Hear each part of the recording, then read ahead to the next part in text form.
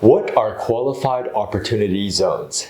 We'll demystify the following topic in this video. My name is Chris at Hauseit. Hauseit is the largest assisted for sale by owner and buyer agent commission rebate company in New York City, established 2014.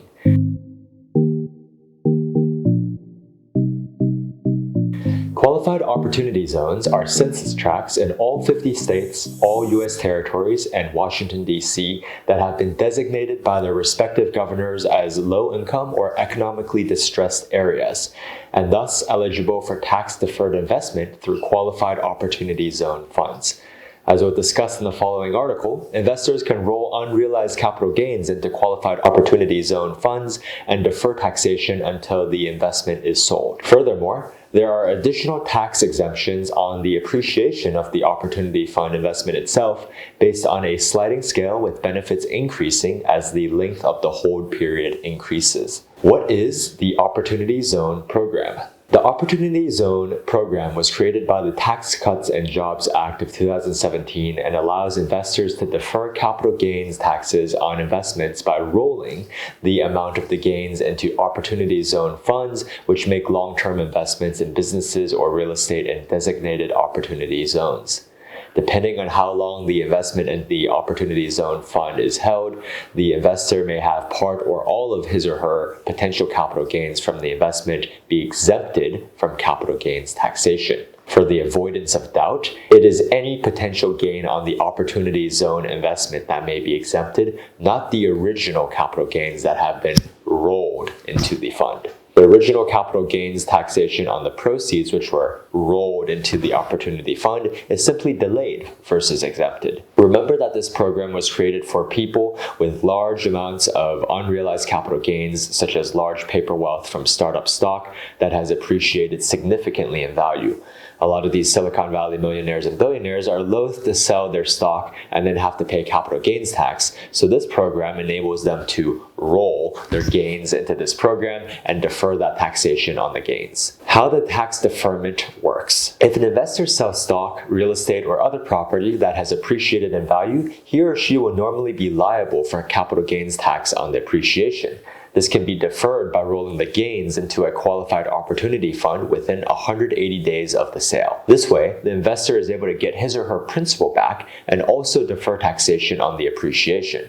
Furthermore, if the investment in the qualified opportunity fund is held for at least 5 years prior to December 31st, 2026, that capital gain on the investment can be reduced by 10%. If the investment is held for at least 7 years, the gain on the investment is reduced by 15%. If the investment is held for at least 10 years, then the capital gains tax on the investment is 100% reduced. What are opportunity zones? Opportunity zones are designated low-income areas in all 50 states, Washington, D.C., and 5 U.S. territories, including American Samoa, Guam, Northern Mariana Islands, Puerto Rico, and the U.S. Virgin Islands. Interesting enough, all of Puerto Rico has been classified as an opportunity zone. Up to 25% of low-income neighborhoods which meet the income guidelines of the program, as well as up to 5% of non-low-income census tracts that meet other income and geographical requirements in each state, district, or territory can be designated as an opportunity zone. There are 8,764 qualified opportunity zones, and areas certified as economically distressed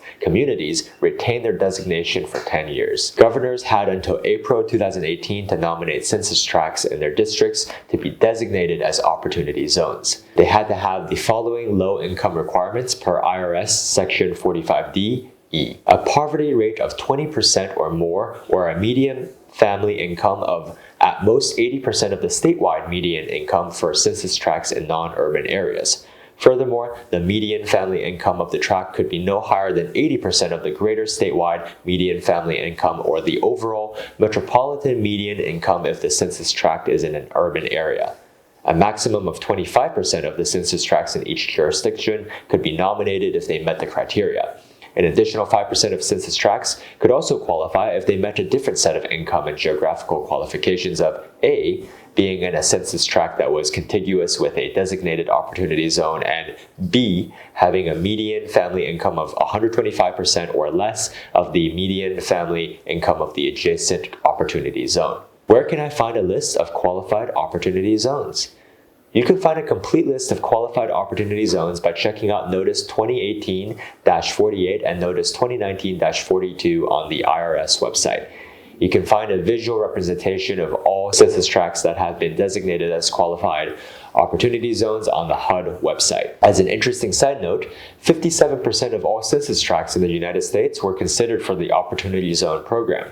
The Treasury Department had to tamp down on this enthusiasm by assessing each proposed tract and only certifying those that fully met the criteria. In the end, the Treasury Department certified about 8,800 tracts as opportunity zones in June 2018. What are Opportunity Zone funds? To participate in the program, investors must invest through qualified opportunity funds, which are required to invest at least 90% of their assets in one or more qualified opportunity zones. How do you become a qualified opportunity fund? It's a rather informal process to become a qualified opportunity fund. A corporation, LLC, or partnership simply self-certifies to the IRS by filing Form 8996 with its federal income tax return. The return with Form 8996 must be filed timely, taking extensions into account. Qualified opportunity funds are restricted to investing in the following: partnership interests in businesses operating in opportunity zones, stock ownership in businesses conducting most or all operations in opportunity zones, property such as real estate based in opportunity zones. A qualified opportunity fund is allowed to develop new buildings or rehab existing buildings. However, if it is a rehab such as a condominium conversion, then the fund must spend more in the improvement of the building versus the cost of buying the original building. Furthermore, development must be completed within 30 months of the purchase.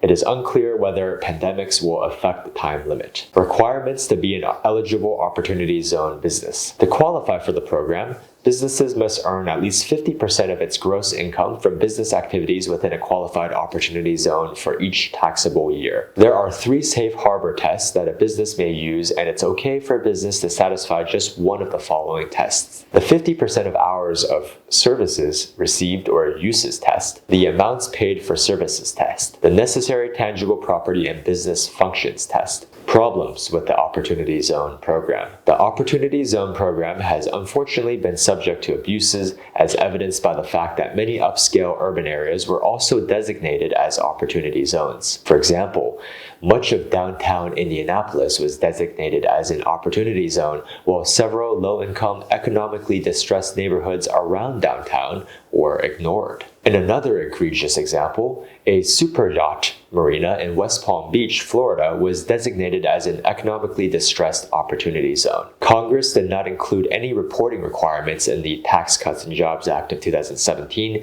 which meant that beneficiaries of the program were not required to disclose the value of the projects they invested in, nor the value of the tax breaks they received, making it very difficult to assess the merits of the program. Opportunity funds also suffer from other issues such as governance issues with multiple partners and the difficulty of raising enough capital with just one owner. Delays due to the pandemic. In April, the IRS issued Notice 2020-23, which included relief for certain time-sensitive actions such as the 180-day period in which capital gains need to be rolled into a qualified opportunity zone fund.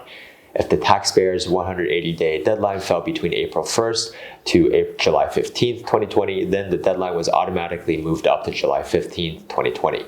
It's anyone's guess what will happen after July 15th. Another topic that has yet to be addressed by the IRS is the 12-month reinvestment rule, where a qualified opportunity fund has 12 months from the date of the sale of qualified opportunity zone assets to reinvest the proceeds into other qualified assets. Typically, a federally declared disaster will mean that the fund will have another 12 months to complete the reinvestment, but it's unclear whether this will apply to COVID-19. Pro tip: qualified investment fund investments have a 30-month working capital safe harbor, which grants businesses 30 months to use working capital held as cash.